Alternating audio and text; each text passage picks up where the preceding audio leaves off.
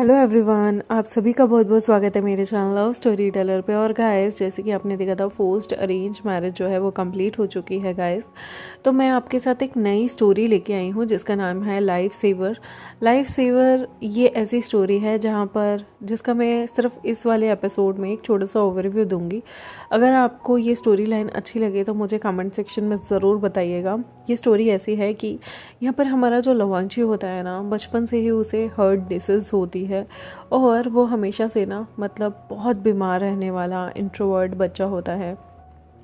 ये देखने के बाद कि उसकी दिन पर दिन सर्दी में रहने की वजह से हालत कुछ ज़्यादा ही ख़राब हो रही है और यहाँ पर उसको कुछ ज़्यादा अच्छा फील भी नहीं होता। पेरेंट्स की डेथ के बाद लंजा और भी ज़्यादा वीक होता जा रहा था।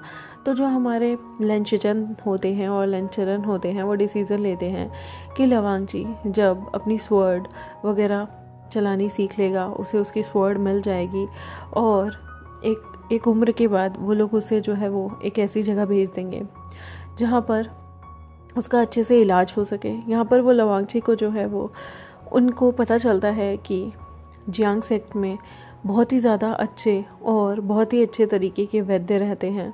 वहाँ पर वेन सेक्ट के वेनिंग जो कि बचपन से ही अपने माता पिता के द्वारा चीज़ों का अभ्यास कर रहे थे, जिनके माता पिता एक स्किल्ड वैद्य थे, वो वहाँ पर आए हुए हैं क्योंकि वेन सेक्ट से उन्होंने रिश्ता तोड़ दिया था और चिशान सेक्ट से उन्होंने अपना सारा नाता वाता तोड़ दिया था। जिसके बाद वेन सेक्ट के जितने भी अच्छे लोग थे वो सारे जियांग्स में आकर रहने लग गए थे। वो लोग अपनी हर दवाई में माहिर होते थे और यहाँ पर लंचरन और लंचिचन सोचते हैं कि वो भी लवांची को वहाँ पर ठीक होने के लिए भेजेगा। लवांची जो कि दिल का मरीज़ था, ना ही वो ज़्यादा बाहर जा सकता था, किसी के साथ खेल सकता था, ना ही कुछ। वहाँ पर वांगची की ज़िंदगी बहुत ही अजीब होती जा रही थी। यहाँ पर वेवुशियन और जंजा को भी इन चीज़ों में बहुत इंटरेस्ट था। वेवुशियन एक हेड कमांडर बनना चाहता था, उसके साथ साथ वो वैद्य भी बनना चाहता था। वो इन नए आए हुए दोनों भाई बहन के जोड़ों के साथ बहुत खुश था, जिसमें वेनचिंग के साथ उसकी गहरी दोस्ती हो गई थी। जंगचा को दवाइयों में इंटरेस्ट नहीं था, लेकिन हाँ, जंगचा को इंटरेस्ट था वेनचिंग में, तो वो उनके लिए वहाँ आ जाया करता था। वेवुशियन को काफ़ी सारी वेंचिंग के द्वारा चीज़ों की नॉलेज होती जा रही थी। वेवुशियन को तालिस्मान और ना जाने कितनी सारी चीज़ें बनाने में बहुत इंटरेस्ट होता था। यहाँ पर गाइस, वेवुशियन को पता नहीं कि उनके सेक्ट में अब कौन आने वाला है, किस तरह से इनकी ज़िंदगी बदलेगी। क्या वेवुशियन जो कि एक हेड डिसाइपल बनना चाहता है, क्या लवांची के लिए अपना उद्देश्य छोड़कर वो एक हकीम, एक डॉक्टर बनना चाहेगा? देखते हैं आने वाले टाइम में क्या होगा। और जैसे जैसे वेवुशियन और लवांची की नज़दीकियाँ, जो कि पहले राइवलरी होगी और फिर नज़दीकियाँ बनेंगी, वो धीरे धीरे कब दोस्ती में चेंज हो जाएगी, कब वेवुशियन लवांची के लिए खुद को डॉक्टर बना लेगा और लवांची का लाइफ सेवर बन जाएगा। देखते हैं आने वाले टाइम में। और गाइस, मुझे ज़रूर बताना कि आपको ये स्टोरी कैसी लग रही है। लवांची यहाँ पर एक हर्ट मरीज़ है जिसका दिल बहुत कमज़ोर है, उसके दिल को बदलने की आवश्यकता है। वो ना ज़्यादा भाग सकता है, ना खेल सकता है। लवांची की मदर ने जब तक वो जिंदा थी वो उसका बहुत अच्छे से ख्याल रखती थी। इकलौती साथी थी उसके साथ एंजॉय करना, उसकी बातें करना, उसके साथ हर वक्त बिताना। लेकिन लवांची की मॉम अनफॉर्चुनेटली एक दुखद मौत मर जाती हैं बीमार होने की वजह से। वो अपनी ज़्यादा ज़िंदगी को जी नहीं पाती और कहीं ना कहीं यहाँ पर लवांची की मॉम ये जानती थी कि उनकी फैमिली में भी कोई भी इंसान ज़्यादा टाइम नहीं जीता। उन्हें डर लगता था। लंजा जैसे बचपन से ही दिल की बीमारी थी, बहुत बीमार रहता था। उनके बच्चे का आगे कल चल कर क्या होगा, कैसे रहेगा वो, क्या वो भी छोटी उम्र में मर जाएगा? यहाँ पर किसी को नहीं पता लंजा ज़्यादा वक्त जी पाएगा या नहीं। किसी को ये भी नहीं पता होता था कि वो अगला मौसम भी देख पाएगा या नहीं। धीरे धीरे वांगजी की सेहत बहुत बिगड़ती थी। लैंशिचन, लैन हीलर्स सारे मिलके उसके लिए दुआ करते थे। उसके लिए, उसकी कल्टीवेशन बढ़ाने के लिए उसे सेक्लूजन में रखकर मेडिटेशन और योगा जैसी ना जाने कितनी तरीके की चीज़ें उससे करवाई जाती थी। योगा हमारे स्वास्थ्य के लिए बहुत अच्छा होता है और मेडिटेशन से हमारा ध्यान केंद्रित होता है, इंद्रियों पे नियंत्रण आता है। हमारे जितनी भी 6 इंद्रियां होती हैं वो सारी की सारी एक लाइन में लगकर अच्छे से काम करती हैं। और वांगजी को इसलिए वो लोग अकेलेपन सेक्लूजन में रखा करते थे। वांगजी को कभी कभी ठंडी जगहों पर भी जाना होता था और उसे कोल्ड पॉन्ड में हमेशा बात लेना पड़ता था। इतना चिल्ड पानी, एक नाजुक सा बच्चा, लेकिन उसे अपनी केयर करने के लिए, अपनी बीमारी की सारी चीज़ों को तलाश करने के लिए उसे सब चीज़ें ट्राई करनी होती थी। और सर्दियाँ आने पे उसकी तबीयत और भी ज़्यादा नाजुक हो जाती थी। वो सारी चीज़ें पढ़ता था, मेडिटेशन, अपनी कोर को डेवलप करने के लिए वो हर पॉसिबल चीज़ें करता था।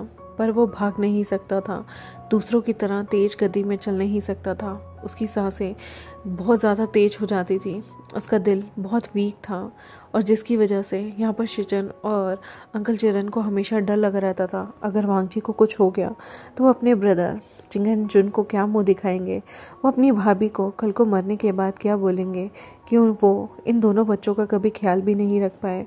वांगजी, जिसकी तबीयत अक्सर ज़्यादा सर्दी होने पर बिगड़ जाया करती थी, उसे ज़्यादा सर्दी होने पे कोल्ड पॉन्ड में भी नहाने के लिए मना कर दिया जाता था, और सेक्लूजन में मेडिटेशन ही उसे थोड़ी वार्म देता था। यहाँ पर वांगजी को अब धीरे धीरे उसकी उम्र बढ़ती है। जैसे तैसे उसने हर मौसम, हर साल, हर दिन को संघर्ष की तरह जिया और वो बड़ा हुआ। 12 साल का होते ही यहाँ पर जो लवांगजी था हमारा, चुप रहने वाला इंट्रोवर्ट, जिसकी शक्ल मुश्किल से ही कोई देखता था, घर में बैठे बैठे ही उसे सारे रूल्स रेगुलेशन याद करने होते थे। तलवारबाजी भी वो सीखता था, पर वो ज़्यादा नहीं चल पाता था। उसे हर एक मायने बिना प्रैक्टिस के, सिर्फ पढ़ पढ़ के ही उसने हर चीज़ को सीखा है। उसका मुकाबला असली योद्धाओं से नहीं बल्कि पुतलों से उसे करना पड़ता था, क्योंकि इसका दिल बहुत कमज़ोर है। वांगजी को बहुत ज़्यादा दुख लगता था। उसे स्वॉर्डमैनशिप बहुत पसंद थी। उसके दिल को शांत करने के लिए गूसू के क्लेंजिंग म्यूज़िक की भी बहुत ज़्यादा आवश्यकता होती थी। यहाँ पर उन्हें पता चलता है कि लेंशिचेन को कि युनमक में वांगजी का कर हो सकता है। जिस दिन वांगजी ने अपनी बिचन को पा लिया था और उसकी बिचन उसकी कोर से जुड़ गई थी, यहाँ पर शिचन और अंकल चेरन एक डिसीज़न लेते हैं। वो शिचन को भेजते हैं कि शिचन जो है वो वापस जाए अपने भाई के साथ युनमक में, और युनमक में वो अपने भाई की केयर करे, वहाँ पर उसे ठीक होने में मदद करे। यहाँ पर शिचन भी तैयार हो जाते हैं। अंकल के थ्रू सारा सेक्ट क्लाउड रिसेस अब अंकल पे बाहर था। अंकल पहले चाहते थे कि उनके नेफ्यू ठीक हो, उसके बाद ही वो अपने नेफ्यू को यहाँ बुलाएंगे। तब तक सारे लैन एल्डर्स मिलके लेंशिचेन की पूरी मदद करेंगे। यहाँ पर चिंगहन जुन जो कि सेक्लूजन में रहते थे, वो भी सेक्लूजन से बाहर आ जाते हैं, क्योंकि उन्हें पता था उनके बेटे की तबीयत ठीक नहीं है। तो वो अंकल चेरन का बाकी सारी मामलों में हाथ बटाते थे। वो सामने से काम नहीं करते थे, सेक्ट्स की मीटिंग में नहीं जाते थे, लेकिन वो पीछे रहकर सारा कार्यभार संभालने में बहुत ज़्यादा सक्षम थे। यहाँ पर वो दिन आता है जब लवांगजी और शिचन विदाई लेते हैं लेन सेक्ट से, और वो युनमक सेक्ट के लिए निकल जाते हैं। यहाँ पर जंग फेमिया को लेन सेक्ट से एक बहुत बड़ा खत आ जाता है, जिसमें बताया गया था कि लेन सेक्ट के 2 गूसू के प्रिंसेस वहाँ आ रहे हैं, जिनमें से जो छोटा प्रिंस है उसकी तबीयत ठीक नहीं है, जिसकी औषधि से ट्रीटमेंट करने के लिए, वैदिक उपचार करने के लिए और औषधियों का सारा ज्ञान जो कि वेन सेक्ट के पास है। और यहाँ पर वो जानता था कि उसका भी जो दोस्त का बेटा था, यानी कि वेवुशन, जिन चीज़ों के बारे में सीख रहा है, वो आगे चल के इस लैंड प्रिंस की काफ़ी मदद कर सकते हैं। वो सोचते हैं कि यहाँ पर इन दोनों प्रिंस को लोटस फायर में रुकवाया जाए, या फिर जहाँ पर पूरे के पूरे वेंस रहते हैं उस पूरी जगह पे रुकवाया जाए। यहाँ पर ये सोच ही रहे होते हैं कि वेवुशन अचानक से अपने अंकल के पास आता है और कहता है, अंकल मैं आपको नई चीज़ दिखाना चाहता हूँ। हमने आज औषधि के मामले में बहुत सारी चीज़ें सीखी। मैंने अपनी कल्टीवेशन से और अपनी कोर को बढ़ाने के लिए भी बहुत सारी औषधियों का इस्तेमाल करना सीखा है। अंकल, मैं तालिस्मान से भी उस औषधि को कहीं ना कहीं निर्मित कर सकता हूँ, या तालिस्मान के अंदर भी उस औषधि को छुपा सकता हूँ। अगर वो तालिस्मान मैं किसी पे डालूंगा तो वो औषधि उसकी रगों में बहुत अच्छे से क्योर करेगी।